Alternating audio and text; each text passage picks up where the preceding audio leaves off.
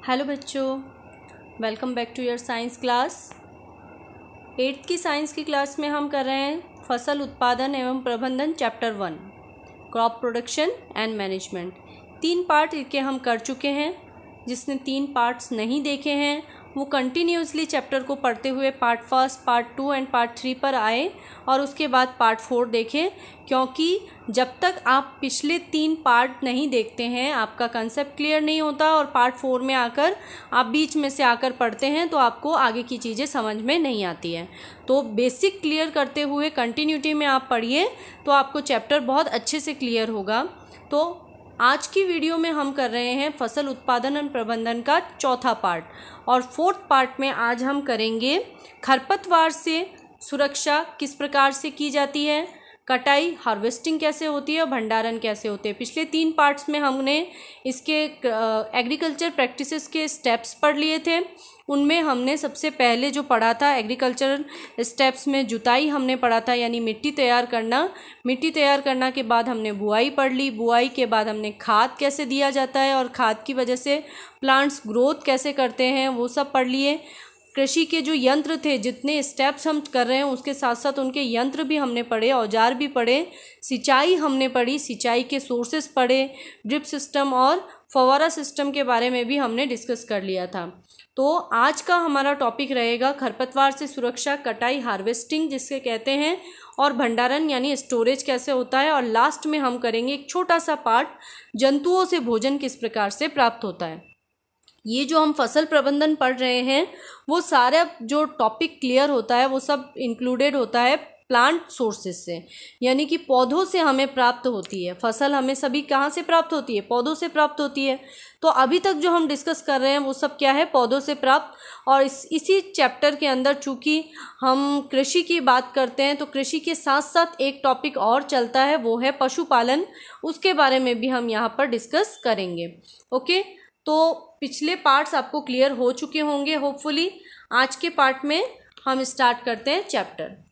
देखिए, खेतों में फसल के साथ उगने वाले अवांछित पौधे जो कि फसलों का पोषण स्वयं ग्रहण कर लेते हैं खरपतवार कहलाते हैं। जो खेती करते हैं उनके लिए तो ये वर्ड नया नहीं है, लेकिन जिनको फर्स्ट टाइम नॉलेज मिल रही है तो वो ये फर्स्ट टाइम पढ़ रहे हैं खरपतवार एक्चुअल में क्या होता है। तो देखिए, खरपतवार होते तो पौधे ही हैं, लेकिन वो खेतों के बीच में उग जाते हैं। खेतों के फसलों के बीच में बहुत सारे फसलें उग जाती है। जैसे कि एक छोटे से गार्डन के अंदर ही आपने देखा होगा एक्स्ट्रा प्लांट्स बहुत सारे उग जाते हैं जो आप नहीं उगाते, पता नहीं कहाँ से उगते हैं, आपको भी नहीं पता वो सीड उसमें कहाँ से आया, किस प्रकार से उगा। ठीक है, तो इसी तरह से खेतों में जब बुआई करते समय बीजों को बोया जाता है या खाद देते समय या बायो कंपोस्टिंग की वजह से किसी भी कारण से बहुत सारे ऐसे अवांछित पौधे उग जाते हैं जो कि खुद हमें नहीं चाहिए, हमने नहीं उगाए हैं, लेकिन वो फसलों का पोषण ग्रहण कर लेंगे।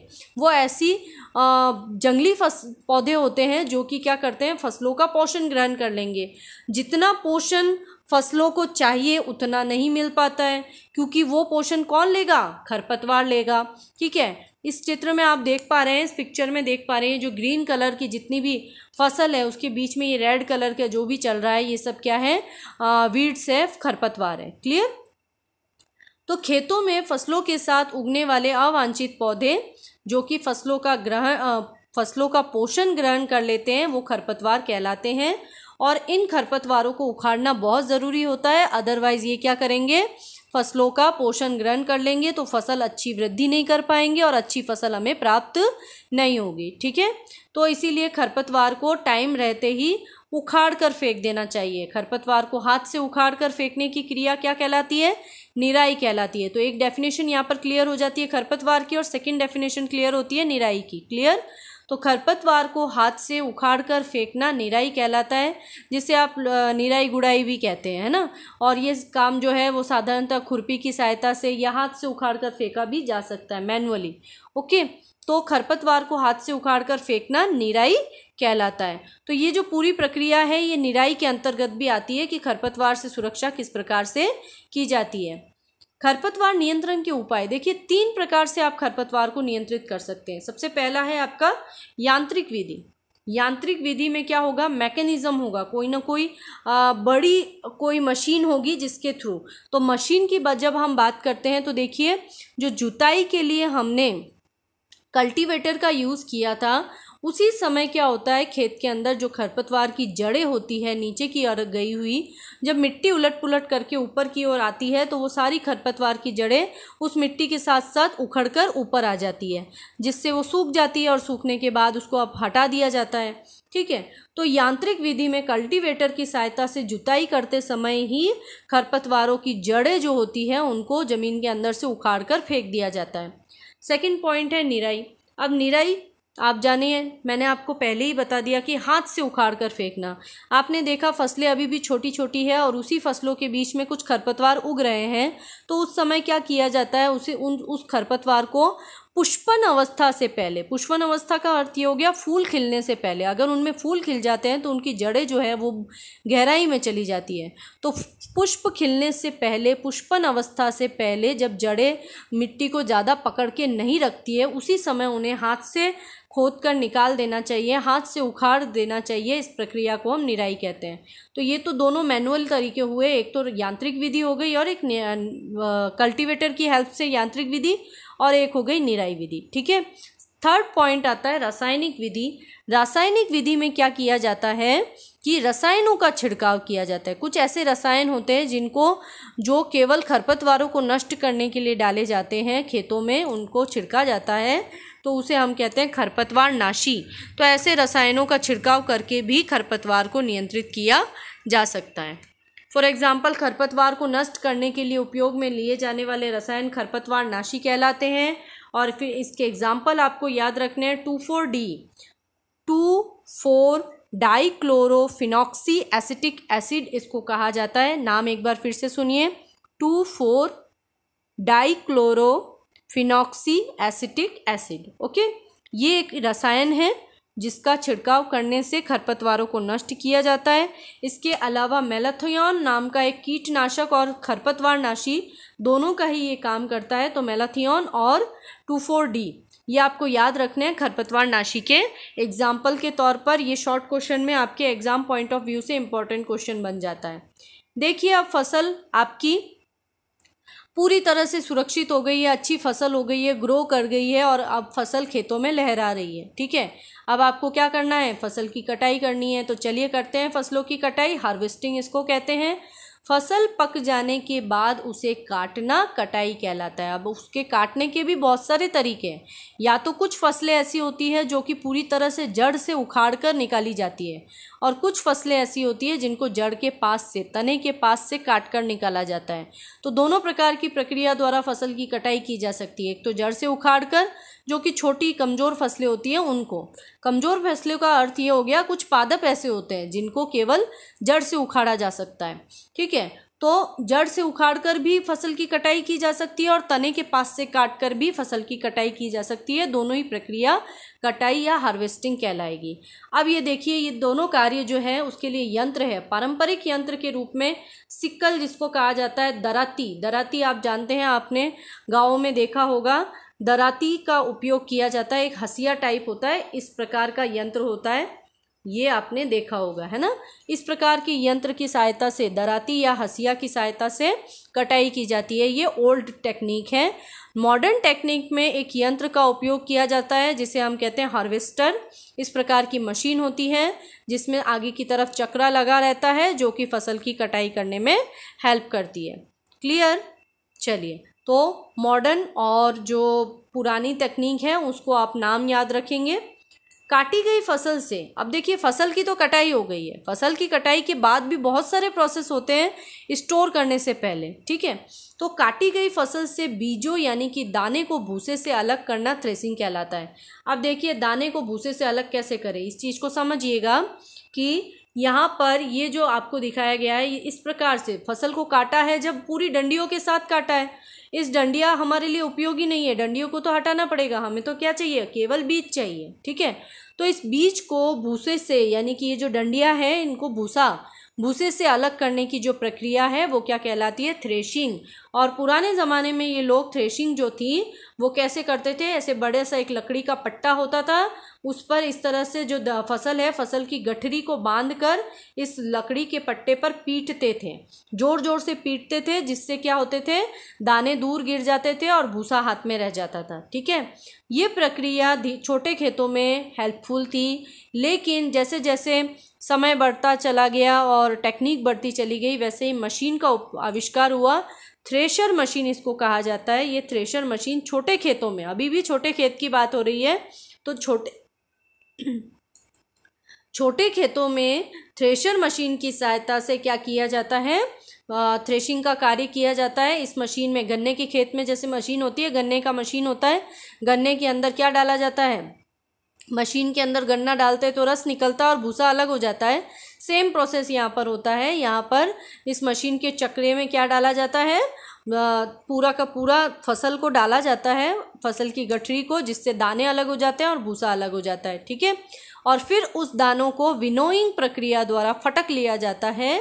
किसान क्या करते हैं, अनाज के दानों को इस प्रकार से हवा की सहायता से ऊपर की ओर सूप रख के हवा की सहायता से पटकते हैं, जिससे क्या होता है कि जो हल्के दाने होते हैं, हल्के भूसा होता है या हल्का भूसा जो है वो अलग उड़ जाता है और नीचे दाने अलग हो जाते हैं। फ्रेश जो दाने हैं वो एकदम अनाज के अलग हो जाते हैं। तो इस प्रकार से विनोइंग या फटकना और थ्रेशिंग विधि की सहायता से अनाज के दानों को पूरी तरह से पृथक किया जाता है। किससे, चारे से या भूसे से। क्लियर।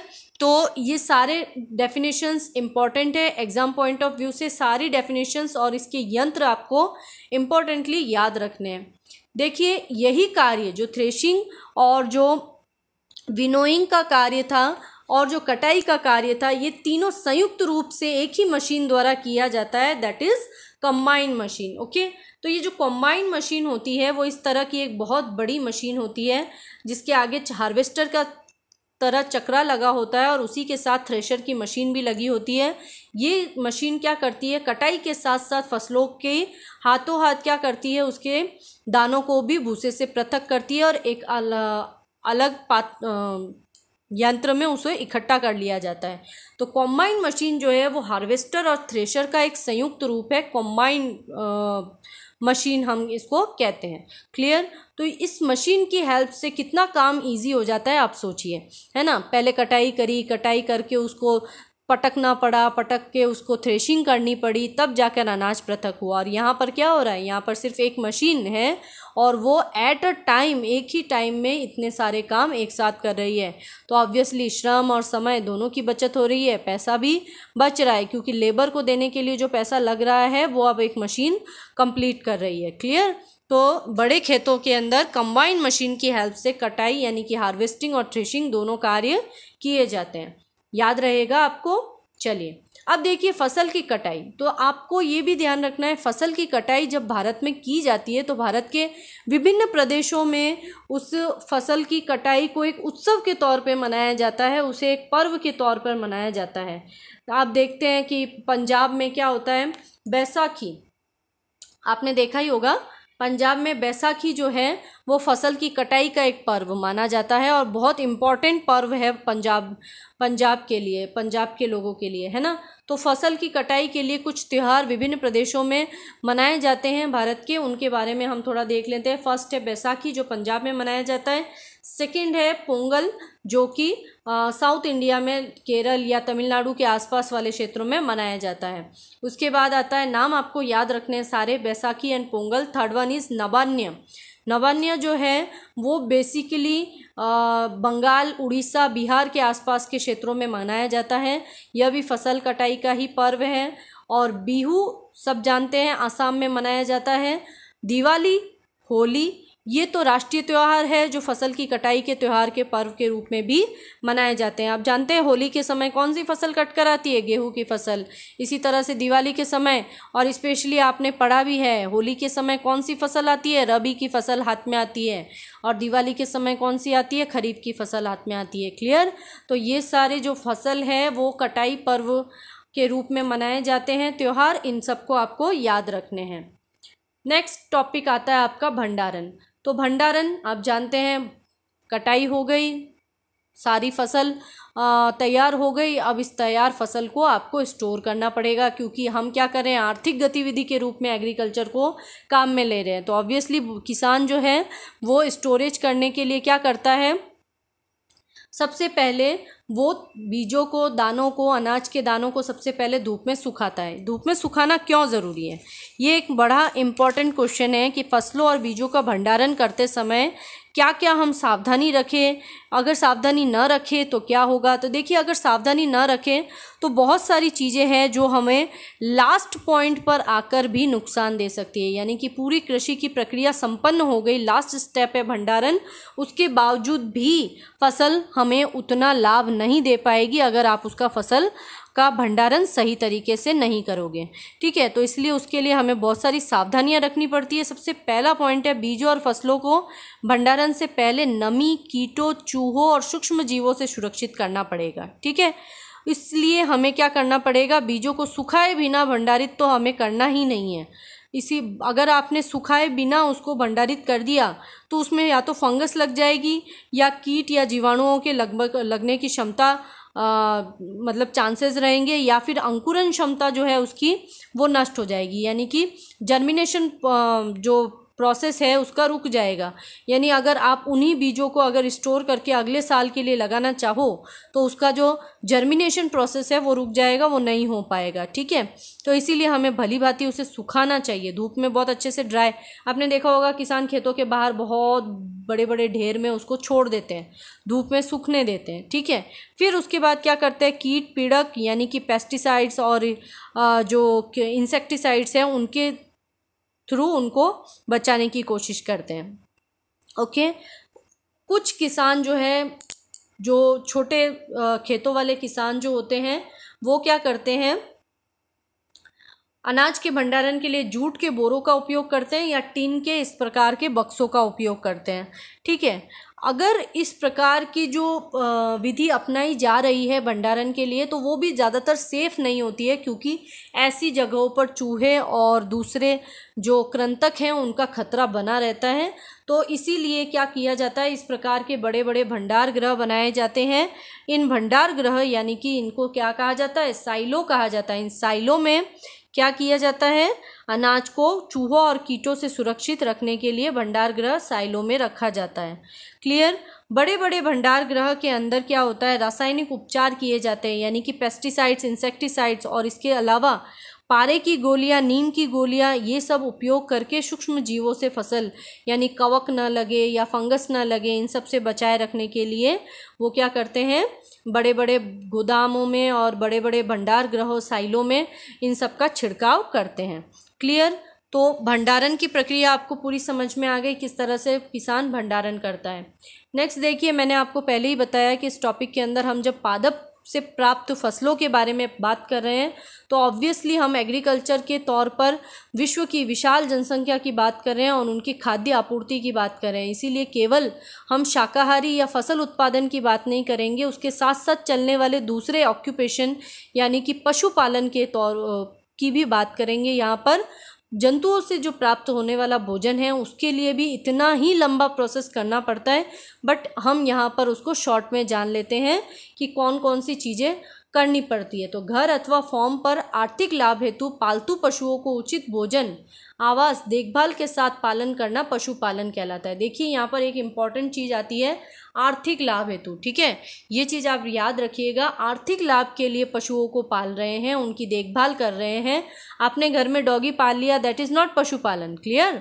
ठीक है, तो आर्थिक लाभ आप किस लिए, उसका मोटिव आपको होना ज़रूरी है कि आर्थिक लाभ होना चाहिए आपको, तभी वो क्या कहलाएगी, क्रिया पशुपालन कहलाएगी। फॉर एग्जाम्पल आप जानते हैं कि खेतों में ज़्यादातर कृषक जो होते हैं, ज़्यादातर किसान फार्मर जो होते हैं, वो अपने खेती के साथ साथ